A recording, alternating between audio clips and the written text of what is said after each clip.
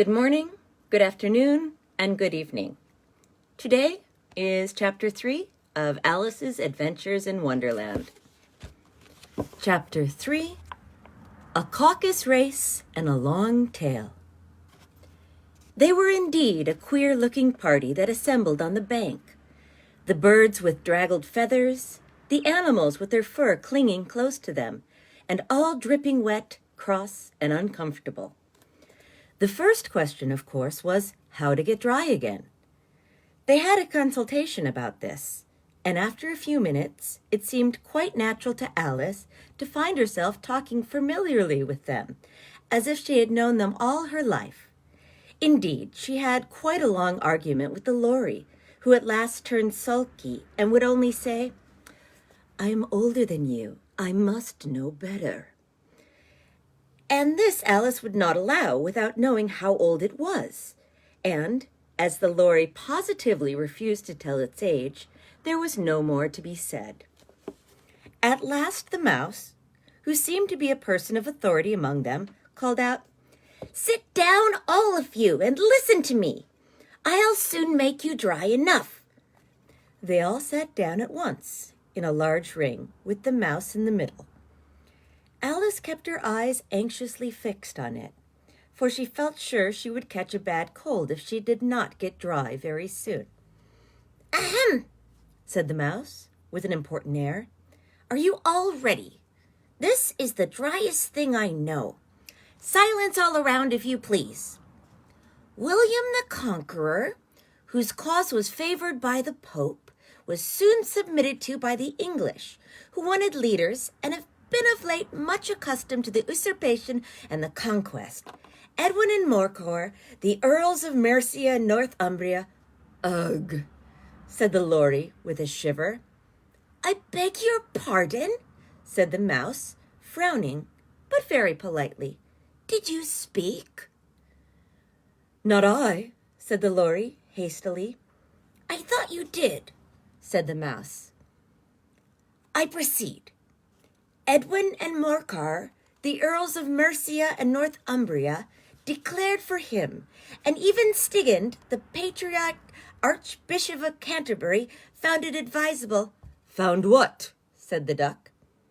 "Found it," said the mouse, rather crossly. "Of course you know what it means." "I know what it means well enough when I find a thing," said the duck. "It's generally a frog or a worm. The question is, what did the Archbishop find?" The mouse did not notice this question, but hurriedly went on. "Found it advisable to go with Edgar Atheling to meet William and offer him the crown. William's conduct at first was moderate, but the insolence of his Normans— How are you getting on now, my dear?" it continued, turning to Alice as it spoke. "As wet as ever," said Alice in a melancholy tone. "It doesn't seem to dry me at all." "In that case," said the dodo solemnly, rising to its feet, "I move that the meeting adjourn for the immediate adoption of more energetic remedies." "Speak English," said the eaglet. "I don't know the meaning of half those long words, and what's more, I don't believe you do either." And the eaglet bent down its head to hide a smile. Some of the other birds tittered audibly. "What I was going to say," said the dodo, in an offended tone, "was the best thing to get us dry would be a caucus race." "What is a caucus race?" said Alice. Not that she wanted so much to know, but the dodo had paused, as if it thought that somebody ought to speak, and no one else seemed inclined to say anything. I don't do well with pauses either. "Why," said the dodo, "the best way to explain it is to do it. As you might try to do the thing yourself some winter day, I will tell you how the dodo managed it. First, it marked out a race course in sort of a circle. The exact shape doesn't matter, it said. And then all the party were placed along the course, here and there. There was no 1, 2, 3, and away. But they began running when they liked and left off when they liked, so that it was not easy to know when the race was over.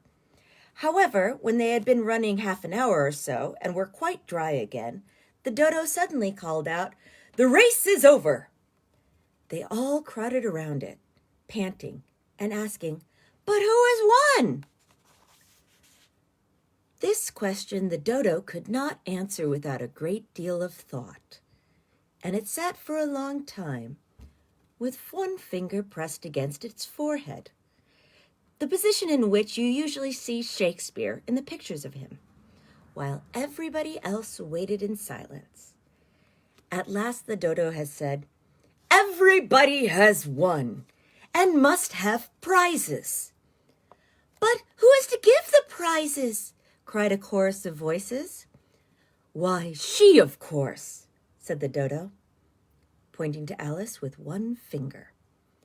And the whole party at once crowded round her, calling out in a confused way, "Prizes! Prizes! Prizes!" Alice had no idea what to do, and in despair she put her hand in her pocket and pulled out a box of comfits. Luckily, the salt water had not gotten into it, and handed them round as prizes. There was exactly one apiece all round. "But she must have a prize herself, you know," said the mouse. "Of course," the dodo replied very gravely.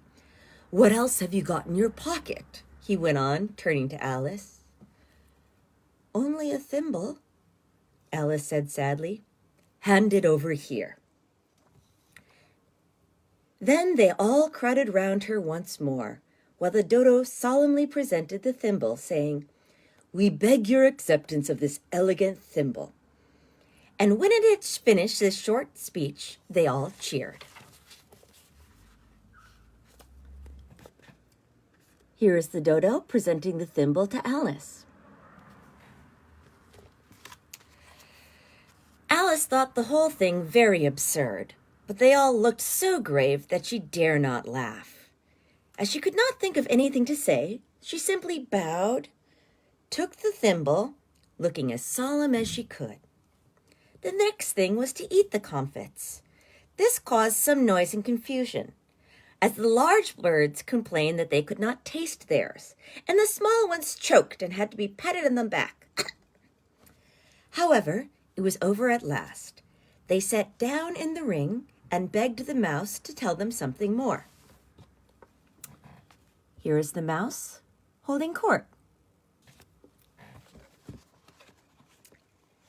"You promised to tell me your history, you know," said Alice, "and why it is you hate C and D, dogs and cats," she added in a whisper, half afraid that it would be offended again. "Mine is a long and sad tale," said the mouse, turning to Alice and sighing. "It is a long tale, certainly," said Alice, looking down with wonder at the mouse's tail. "But why do you call it sad?" And she kept puzzling about it while the mouse was speaking, so that her idea of the tale was shaped something like this. And you can see the story going down along the curves of a mouse's tail.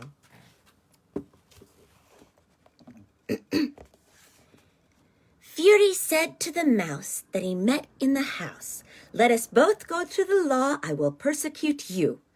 Come, take no denial, we must have a trial, for really this morning I've nothing to do." Said the mouse to the cur, "Such a trial, dear sir, with no jury or judge would be wasting our breath." "I'll be judge, I'll be jury," said cunning old Fury, "and I'll try the whole cause and condemn you to death." "You are not attending," said the mouse to Alice severely. "What are you thinking of?" "I beg your pardon," said Alice very humbly. "You had got to the fifth bend, I think?" "I had not," said the mouse, sharply and very angrily. "A knot?" said Alice, always ready to make herself useful and looking anxiously about her. "Oh, Do let me undo it." "I shall do nothing of the sort," said the mouse, getting up and walking away. "You insult me by talking such nonsense." "I didn't mean it," pleaded poor Alice. "But you're so easily offended, you know." "That's not a very good excuse." The mouse only growled in reply. "Please come back and finish your story," Alice called after it. And the other all joined in chorus, "Yes, please do." But the mouse only shook its head impatiently and walked a little quicker. "What a pity it wouldn't stay," cried the lory, as soon as it was quite out of sight. And an old crab took the opportunity of saying to her daughter, "Ah, my dear, let this be a lesson to you never to lose your temper." "Hold your tongue, Ma," the young crab, a little snappishly. "You're enough to try the patience of an oyster." "I wish I had our Dinah here. I know I do," said Alice aloud, addressing nobody in particular. "She'd soon fetch it back." "And who is Dinah, if I might venture to ask the question?" said the lory. Alice replied eagerly, for she was always ready to talk about her pet, as many of you are. "Dinah's our cat, and she's such a capital one for catching mice. You can't think. And, oh, I wish you would see her after the birds. Why, she'd eat a little bird as soon as look at it." This speech caused a remarkable sensation amongst the party. Some of the birds hurried off at once. One old magpie began wrapping itself up very carefully, remarking, "I must be getting home. The night air doesn't suit my throat." And a canary called out in a trembling voice to its children, "Come away, my dears. It's high time you were all in bed." On various pretexts, they all moved off, and Alice was soon left alone. "I wish I hadn't mentioned Dinah," she said to herself in a melancholy tone. "Nobody seems to like her down here, and I'm sure she's the best cat in the world. Oh, my dear Dinah, I wonder if I shall ever see you any more." And here poor Alice began to cry a little, for she felt very lonely and low-spirited. In a little while, however, she again heard the little pattering of footsteps in the distance. And when it says little pattering of footsteps, we know who that means. And she looked up eagerly, half hoping that the mouse had changed his mind and was coming back to finish his story. And that is the end of chapter 2. Do you remember who has the little pattering feet? You'll find out tomorrow when we read. Oh, if I told you the chapter, it would give away the hint. So that is all for today. Have good nights, have good afternoons, and have good evenings. Bye.